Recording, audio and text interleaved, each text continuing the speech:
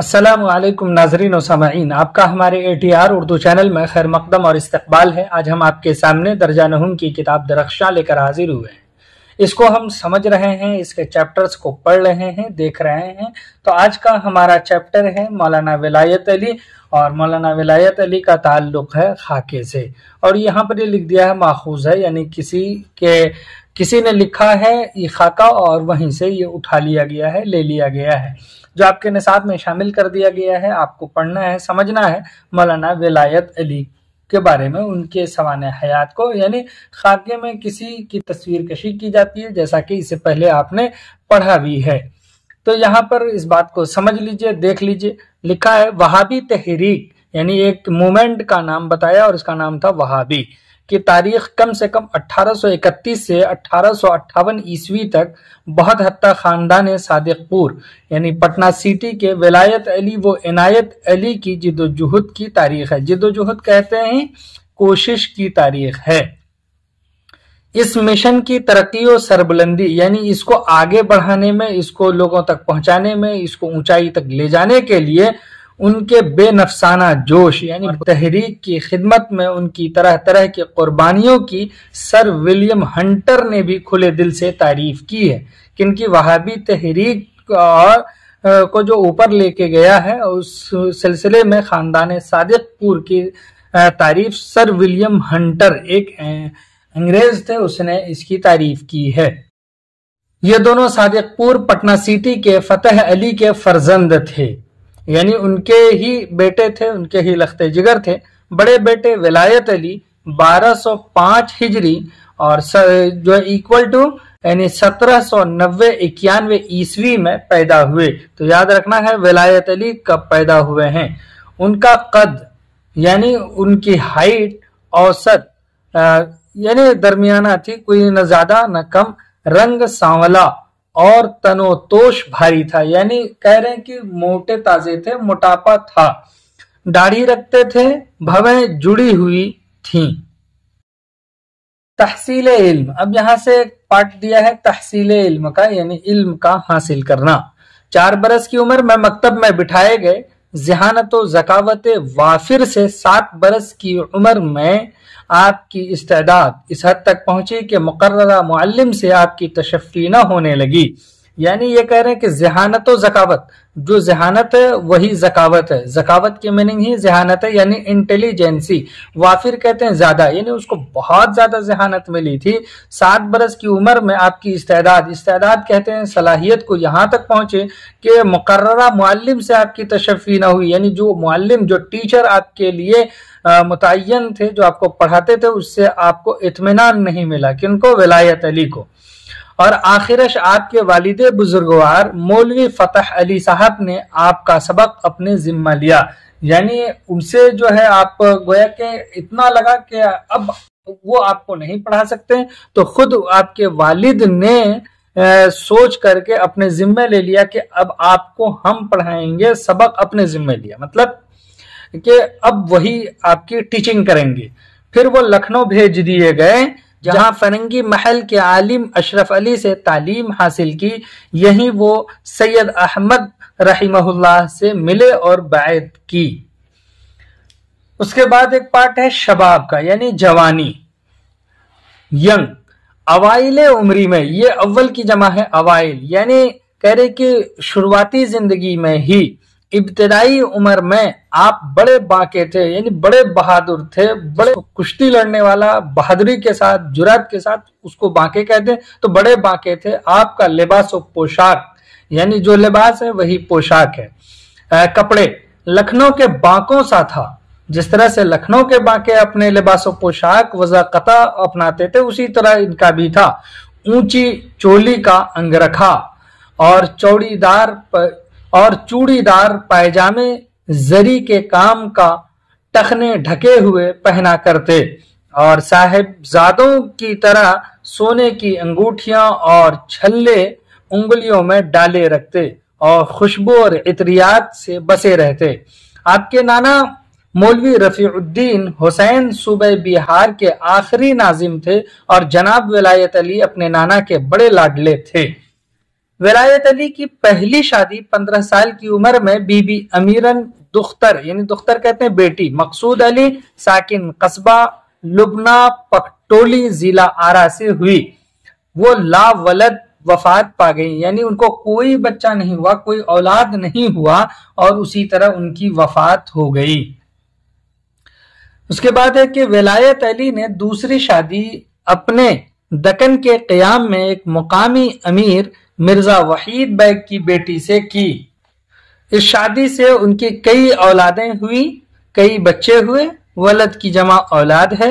پھر نکاح بیوگان کی سنت کو جاری کرنے کے لیے انہوں نے الہی بخش کی بیوہ دختر سے بھی شادی کی، یعنی یہ بیوہ کی جو ہے پلورل ہے، جمع ہے بیوگان کی سنت کو جاری کرنے کے لیے، نکاح کہتے ہیں شادی کو، تو انہوں نے پھر الہی بخش کی جو بیوہ بیٹی تھی ان سے انہوں نے شادی کی۔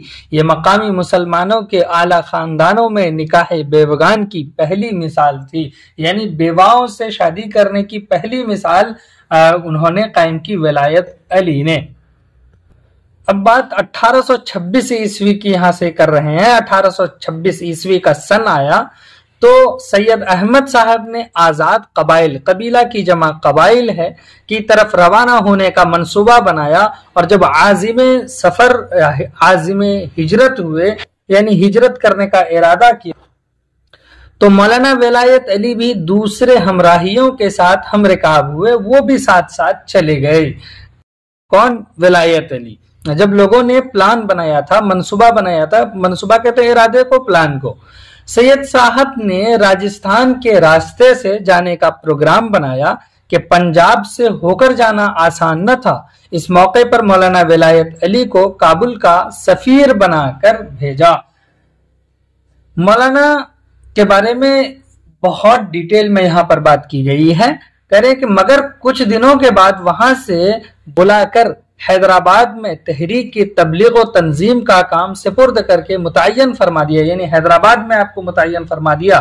چنانچہ ولایت علی بحسن و خوبی ان کاموں کو انجام دے رہے تھے کہ بمبئی میں بالا کوٹ کے درد انگیز سانحہ شہادت کی خبر ملی۔ سانحہ کہتے ہیں حادثے کو، اور وہ بھی حادثہ کس چیز کا؟ یعنی شہادت کی خبر، یعنی کوئی شہادت اس کو کہتے ہیں جو جنگ لڑتے ہوئے مارا جائے، اس کو شہید کہتے ہیں، اور جو مرا ہے اس کو کہتے ہیں انہوں نے شہادت پائی ہے۔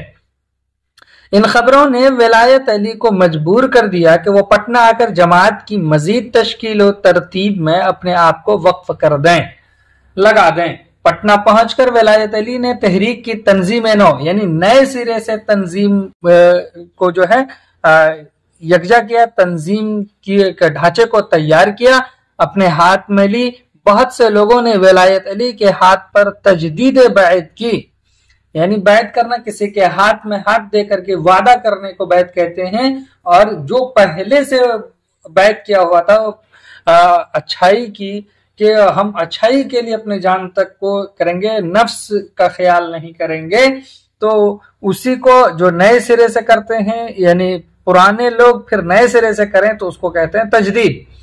انہوں نے مقامی مسجد نن موہیا کو، جو پٹنہ میں وہابیوں کا ایک اہم مرکز تھی، محمد حسین کے ذمہ کیا، اور اضلاع مظفر پور، دربھنگا اور چھپرا میں بھی تحریک کی ذمہ داری انہی کو سونپی، اور شہر کی ایک اور مسجد فخر الدولہ میں نماز جمعہ دوبارہ جاری کی۔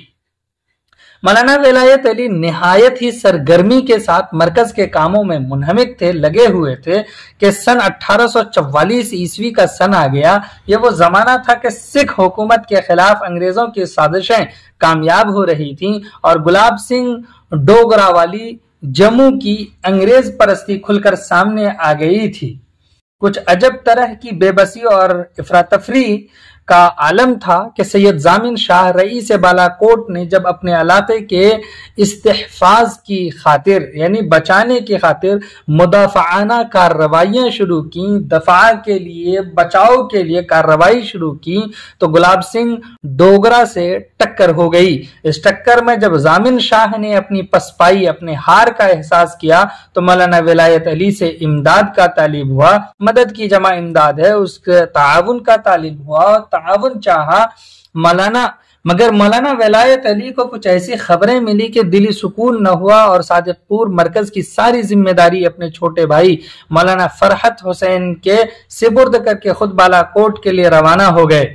मौलाना की कमानदारी में यानी उनके लीडरशिप में जंग का ये नक्शा हुआ कि गुलाब सिंह की फौजों को शिकस्त पर शिकस्त होने लगी, हार पर हार हुई। ये नक्शा देखकर जामिन शाह के दिल में मुजाहिदों की बढ़ती हुई ताकत खटकने लगी और उसने गदराना रविश इख्तियार करना शुरू कर दी, यानी वो बागी होकर के वो जो है धोखा वाला स्टेप लेने लगा और ये इख्तियार उन्होंने शुरू किया था। यही वो जमाना था कि मंसूबा इल्हाक के तहत अंग्रेजी फौजें पंजाब में घुसने लगी थीं।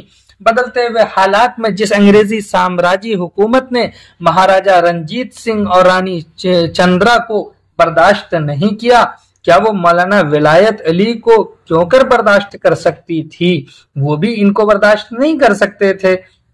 नतीजा ये निकला कि अंग्रेजों ने जामिन शाह की इख्तिदार परस्ताना जहनियत से फायदा उठाकर, इख्तिदार परस्ताना जहनियत का क्या मतलब हुआ? इख्तिदार हुकूमत को कहते हैं, यानी उसके जहन में भी हुकूमत की लालच थी, तो उससे उन्होंने फायदा उठाकर उसको आले कार बना लिया और फिर 1850 ईस्वी में अस्थाना के लिए आजिमे रुखसत हुए। आजिमे रुखसत होना मतलब इरादा करना, आजिम कहते हैं इरादा करने को। और दिल्ली पहुंचे। यहाँ उन्होंने जामे मस्जिद फतेहपुर के करीब एक वसी मकान में क़याम फरमाया। ठहरे। दौरान क़याम में रोजाना वाज का सिलसिला कायम रहता, रोजाना उन लोगों को नसीहत करते। इस मजलिस में यानी इस वक्त जहां पर वो लोग बैठ के बातचीत कर रहे थे, वाज में बादशाह बेगम जीनत महल के उस्ताद मौलाना इमाम अली और दिल्ली के मशहूर उर्दू शायर हकीम मोमिन खां मोमिन भी अक्सर शरीक हुआ करते थे। मौलाना के वाज़ो पंद से मुतासिर होकर ये दोनों हजरात मौलाना से बैत के बाद हल्क़े इरादत में शामिल हो गए। दिल्ली से वो अपनी मंजिल मकसूद अस्थाना पहुंच तो गए, मगर ज्यादा दिनों तक जिंदगी ने वफा नहीं की और 5 नवंबर 1852 ईस्वी में बउमर 64 बरस रहलत फरमा गए, अस्थाना में ही मदफून हुए। ये जो माखूज है कहाँ से? तज़किरा सादिका से और हिंदुस्तान में वहाबी तहरीक से। इन दोनों किताब में दिया हुआ है। ऊपर में जैसा कि हमने बताया था कि वहां से ये माखूज है, लिया गया है। तो ये जो अभी आपने पढ़ा है इसका एक खुलासा देखते हैं। यहाँ है कि जंग आज़ादी के एक मुजाहिद मौलाना विलायत अली का हाल आपने गुज़श्ता सफ़हात में मुख्तसर तौर से पढ़ा। आपने पढ़ा कि उनका ताल्लुक उलमा सादिकपुर से था। ये ऐसे उलमा थे जिन्होंने अंग्रेजों के खिलाफ लड़ाई में खुलकर हिस्सा लिया था। आपने कुछ ऐसे हिंदुस्तानी राजाओं का हाल भी पढ़ा जिन्होंने अपनी सहूलत और हवस की खातिर अंग्रेजों का साथ दिया था। तो इस तरह से हमने जो कुछ भी यहाँ पर पढ़ा है वो एक खाका है और ये खाका मौलाना विलायत अली का है और आपका ताल्लुक खानदान सादिकपुर से था जो पटना में बहुत दिनों से आबाद था। चलिए फिर हम आपसे मिलते हैं अगले वीडियो में। तब तक के लिए खुदा हाफिज। अस्सलामु अलैकुम।